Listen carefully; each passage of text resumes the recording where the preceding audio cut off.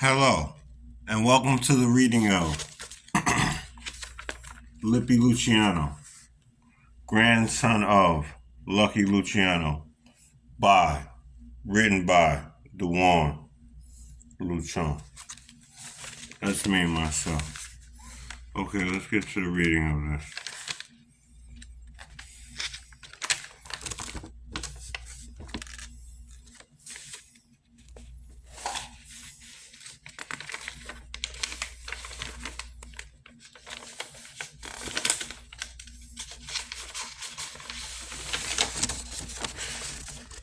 Contents. Chapter 1, DeJuan Griffin is born. Chapter 2, DeJuan gets his first car. Chapter 3, 9/11. Chapter 4, DeJuan gets tapped. Chapter 5, the war starts.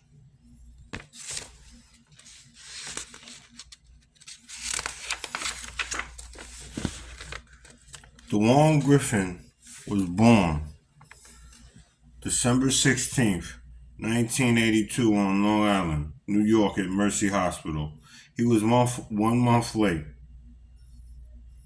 And DeJuan Griffin, Chapter 1.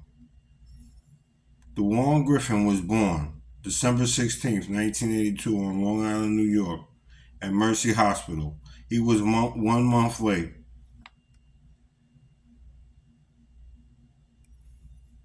Chapter 1. DeJuan Griffin was born December 16th, 1982 on Long Island, New York at Mercy Hospital. He was 1 month late. He was born a bastard child to parents Denise Rizzo and Andy Griffin. His schizophrenic Uncle Keith rushed his mother to the hospital on a fire truck after her water broke. After he was born, his mother looked at him and called him Spucker MC, which she still calls him Spucker or Spuck for short till the present day. On the day that DeJuan Griffin is born, it is reported in the news that 311 child molesters were killed. On this day, his mother and father look at the news and laugh. His mother looks at him and says, "At least you ain't got to worry about them, Spuck." His father then sniffs a bag of heroin and offers some to his mother. They were both addicted to the drug at that time. DeJuan was born with heroin in his system. He is considered a dope baby. These children are very different, though in some children there is a memory lapse after every 5 seconds or so. Dope babies do not have this memory lapse.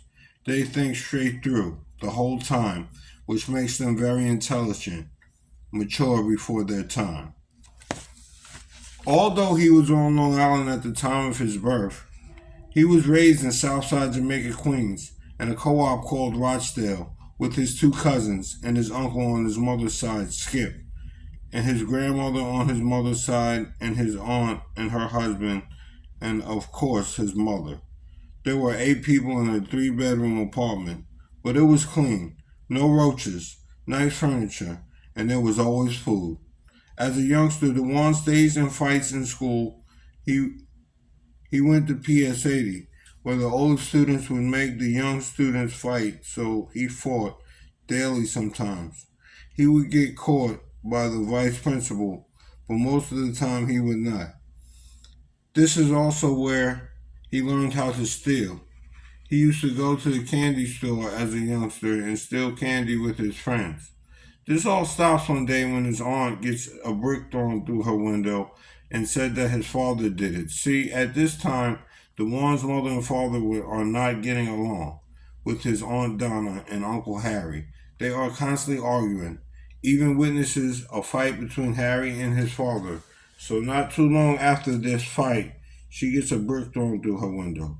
His father, who she blamed, and he was a criminal, it does fit right down his alley, but he did not commit this crime.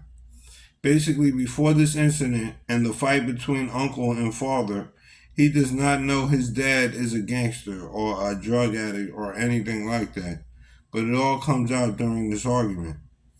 Then his father moves him back to Long Island, where he lives with his parents.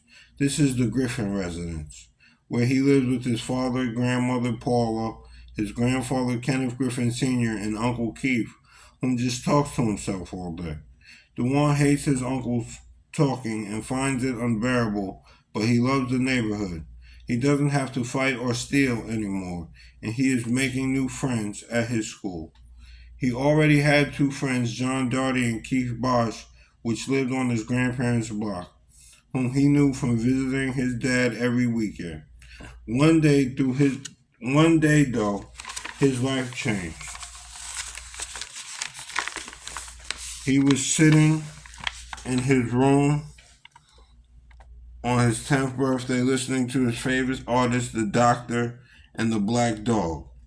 When he hears a voice in his head, the voices ask him if he would mind having cops and feds after him, and would he mind having helicopters, birds, and planes flying over his head, and he says no. And then they say, okay. Not a paranoid schizophrenic like your uncle. Just don't tell anybody about this conversation and it will happen. They argue for a while, going back and forth, and he finally agrees. The only people in the house when this conversation happens are his grandparents and him. His father is now in the army, and his Uncle Keith was out at the store getting a beer. The next day, after his first conversation with these voices, his twin uncle gets into an argument, and his grandmother tries to go downstairs to stop it, and his schizophrenic Uncle Keith throws a glass at his other uncle, and it busts his grandmother Paula's nose open. DeJuan was crying and hurt, and he called the cops. His schizophrenic uncle was arrested and sent to the hospital and was allowed to visit, but not move back into the house. They moved him into a community residence, which is a home for the mentally disabled people. Although his grandmother's nose is broken, DeJuan is very happy with his uncle gone. He can now get sleep. He does not have to listen to his Uncle Keith talk to himself all night long. All his grandfather was looking in the paper and got a free swimming pool somebody was giving away. So I guess you could just say things were looking up. Then on his 11th birthday, he thought things couldn't get any better. They did. It is the end of 1992, almost 1993. His grandfather got him a cell phone for his birthday, which is real hard to come by in those times, especially for an 11-year-old. At that time, in his school, in his middle class area, he was the only one with one at his age. His father gave him a 14-karat gold chain with a cross on it. His mother gave him a beeper, and his aunt gave him a $100 bill. He was so happy, and he became popular and made new popular friends. Plucky and Scott were their names, the most popular kids in the school. And they took him in and showed him the ropes, how to get girls, how to be cool, where to get your hair cut, the best name brands, and how to match your clothes. DeJuan already knew some of this stuff from seeing it, but they made sure he did it right. Before you know it, he is 15 and he is picking out his car at the tender age of 10. While DeJuan was looking at a new car, and his grandfather guaranteed him any car he wants when he gets of age, and his father stuck to that promise.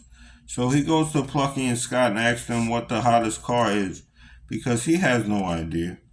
By this time, he is a big pothead, also sells weed, following in his father's footsteps, who got arrested for selling kilos of cocaine after he got out of the army. He used to transport from New York to North Carolina, which is, if you know anything about the drug game, is making some serious money. So DeJuan used to transport from Brooklyn to Long Island, which is a decent salary for someone his age. He was making like $500 a week at 15, and he had bought many chains and many cell phones and $300 shades and $80 t-shirts. He had definitely came up within his years. Although his worst fear was to fall like his Uncle Keith, who was also popular in high school for playing basketball.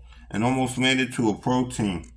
All DeJuan really knew was that Keith was born on July 31st, and 31 was the number of the top basketball player. And he knew Keith was probably going through something just watching the regular basketball game on TV, and he felt so bad for him. So he goes to Plucky and Scott and asks them what type of car to get, and they say get an Orbit, which is the top luxury car at that time. So his grandfather gets him a new Orbit. He even gets his license, and things start to change again for DeJuan.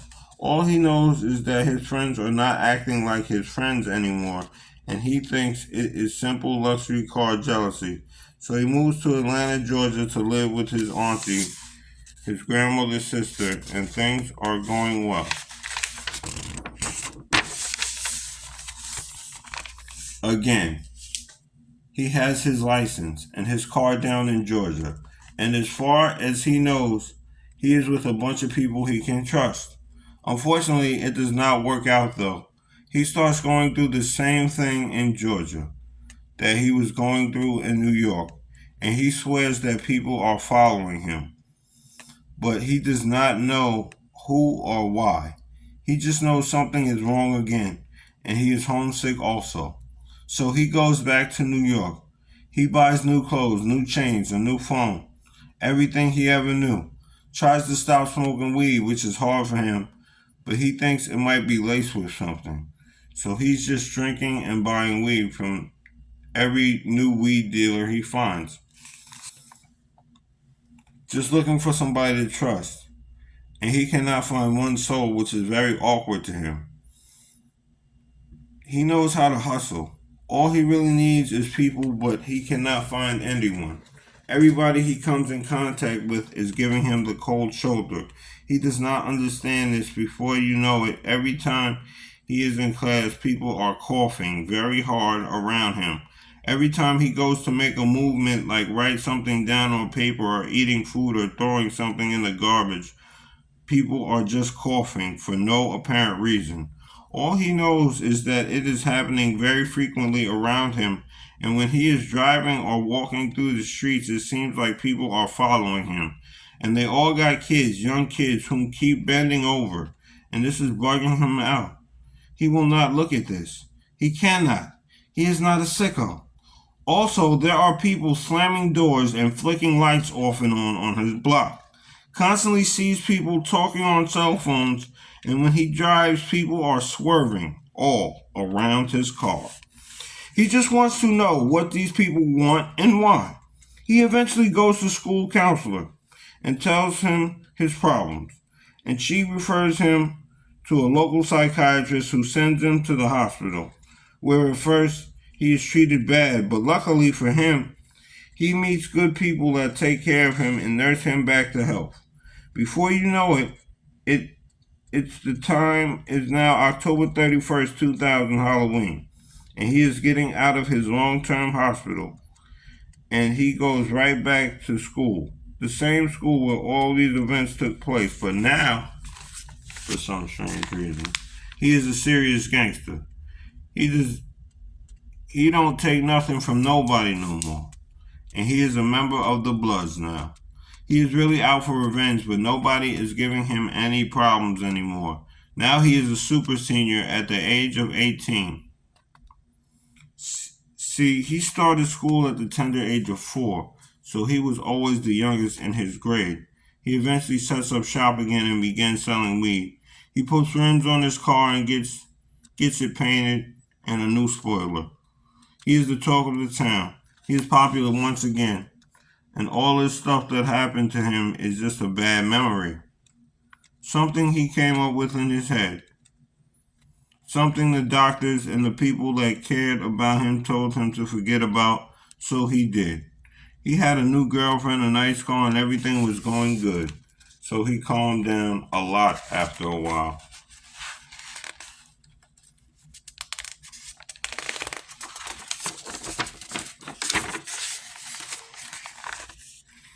Then while the Orbit is in the shop, his grandfather gives him his car and says right before he leaves, make sure you don't crash.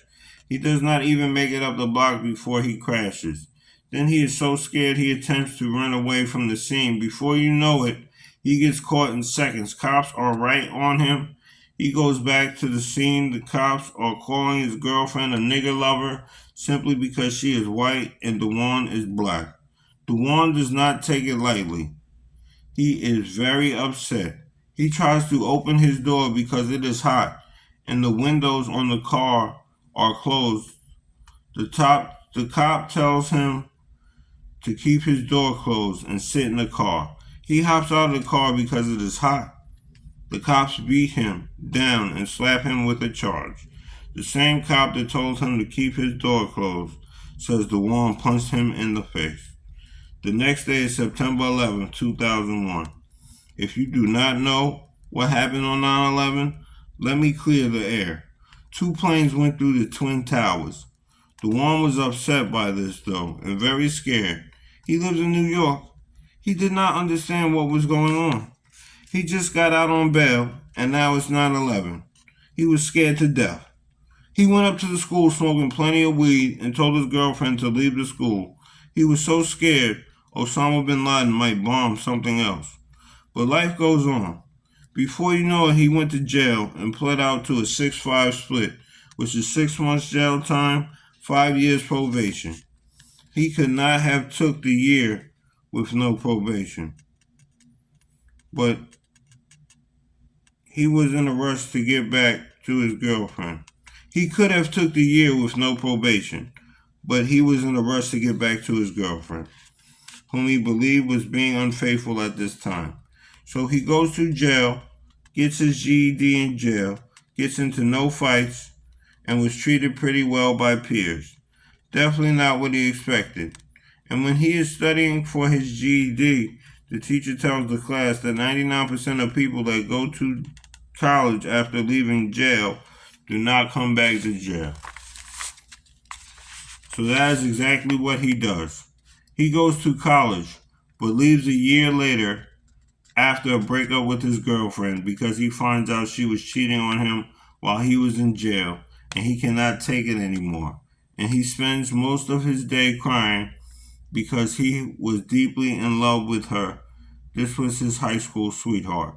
Before you know it, he is hanging out with a bunch of Italian guys whom he knew from his teenage years, and he's about to turn 21, which is seriously bugging him out. He is connected now, and he is half black and half Italian. And connected, he is used as muscle and is always down for a score, which is like a scam to get money if you don't know. He frequents Italian gatherings and is highly respected. Then he gets the word. He is to become the first half Italian to get made on the books. From his string of luck, he thinks he is about to get killed. But that does not happen. They ran his mother's name Denise Rizzo and found out whom she was related to, and it was Lucky Luciano. And he had specific orders if he ever had a grandson that gets connected, and he was to be the first one to do so, he has to get made. The rest of DeJuan's family members and the mob were made, and they embraced him. He then started to go by the names DeJuan Lucian or Lippy Luciano because he was known for rapping to all these mobsters.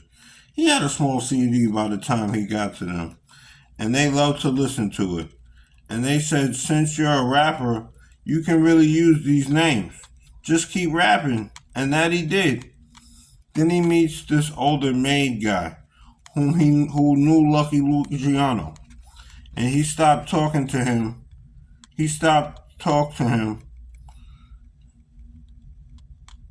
Told DeJuan he loved him, been watching him for years, and at one point thought he would never be born. Was happy to see him here and fully functional. And DeJuan stopped and said, "What are you talking about?" He said, "Don't worry about it. Just watch for the signs." DeJuan replied, "What signs?" He repeated, "Just watch for the signs." The guy left, and he never seen him again. DeJuan wasn't worried, though. See, this guy works for Lucky Luciano. He spent his whole life watching DeJuan and his mother.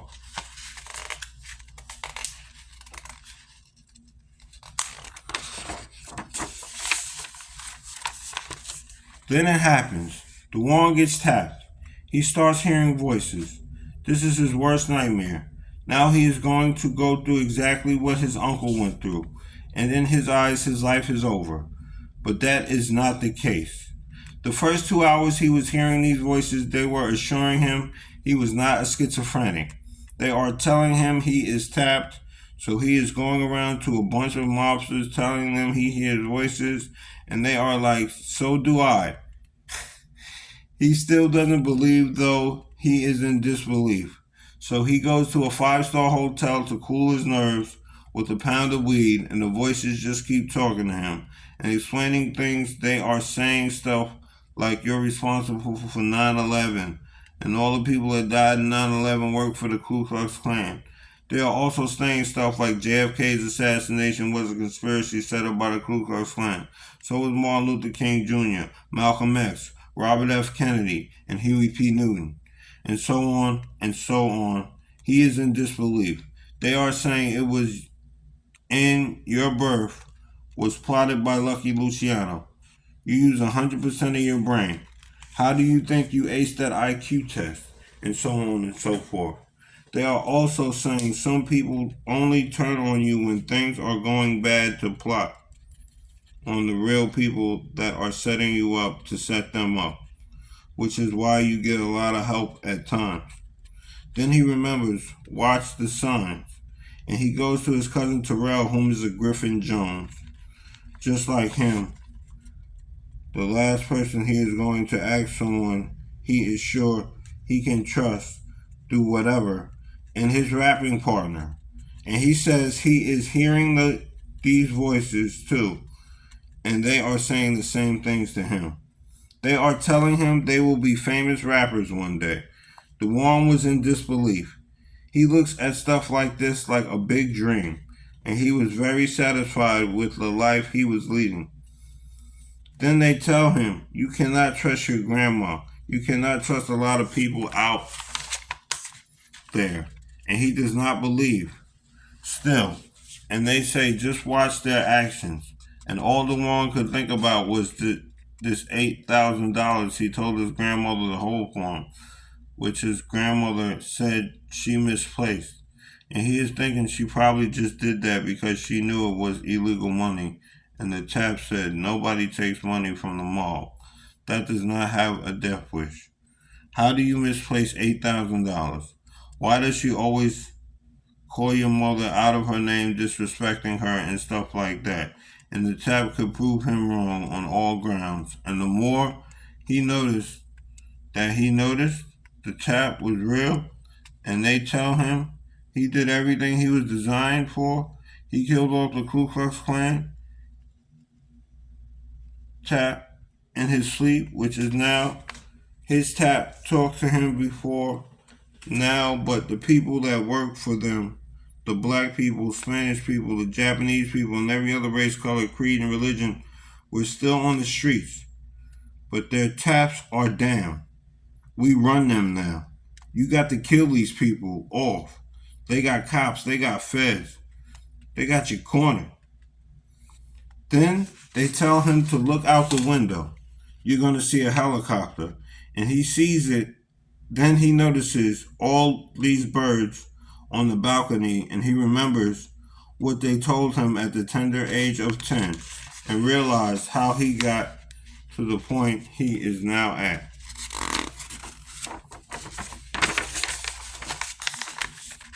Then he says, all right now, what do you want me to do? They then had him rip up all his gang mathematics and told him to hold a meeting. At this meeting, he says, okay, I'm finally tapped. Soon after that came a standing ovation. He then says, we are going to take these people to war. To hell with the Ku Klux Klan and anybody that works for them. Then came another standing ovation. Then he says, no more meetings. We do this. We use this tap. They have no more power on it. And I swear, the feds are flying over my head right now. So watch me like you have been doing and speaking codes on your text messages. And he puts a list of codes on the table. Then it starts. The tap is killing people. So is the mall. The first one to drop by his hit is on the streets. Is shocked. A crooked cop. The same crooked cop that got him arrested the first time and slapped a felony on his record.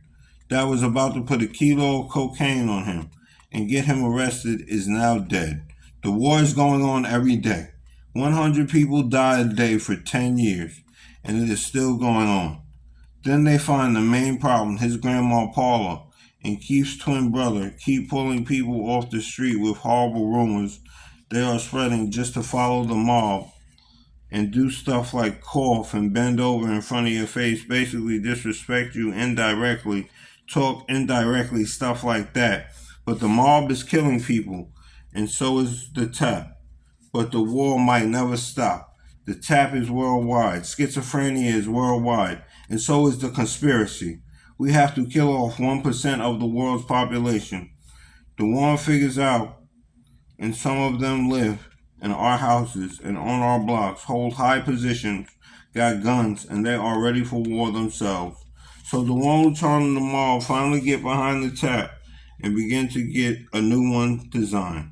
You see, with the old one, it takes some time to give someone a heart attack, give them cancer or Parkinson's or something to that effect. With the new tap DeJuan Luciano gets designed, it happens in seconds. The whole 1% or what's left of them drop in 2 years' time. Now there is a manhunt for the tap throughout the government, agencies around the world. Know there is something wrong out there that has done this, so they tap all the government workers around the world that are looking for the tap and keep them running around like roaches. Just enough time for Lippy Luciano to start the country of DeJuan, hire some army soldiers, and legalize the tap in his country. How did he start the country, you ask? Well, the Ku Klux Klan was running the drug trade, so DeJuan's worth was about $400 zillion by the time he got behind the tap. Also, during the 10 years the mob was at war, he had become a famous rapper, and he knew all types of royalty and how to go about starting a country by this time, because they were telling him he had to do that if he wanted to keep the tap, make it legal, and design genius babies like himself, which is all he wanted to do, following Lucky Luciano's footsteps. Because Lucky designed him, and he was so happy to have this brain. So he starts the country, legalizes the tap and marijuana. Also, he makes the other countries realize that now there is peace on earth because all these people were the troublemakers. They would either make a problem or cause other people to make a problem. And nobody is in the hospital no more. And crime has dropped to a 0%. And the news is not even that entertaining anymore. Then he drops a movie and book telling his story. The movie goes over the span of his whole life, telling all the trials and tribulations he went through. So does the book, not based on a true story, but actually a true story. The movie was recorded by the tap, the main thing he was designing the whole time. And the main guy that told him to watch for the signs was the main guy on the tap. Anyway, time went on. DeJuan cleared global warming and something he saw in science class. And designed the perfect country. Married the girl of his dreams. But to him, his biggest accomplishment till this day was making the Ku Klux Klan and all their workers extinct. End of story. Okay, so that was DeJuan Luciano. That was Lippy Luciano, grandson of Lucky Luciano, written by DeJuan Luciano. Hope you enjoy.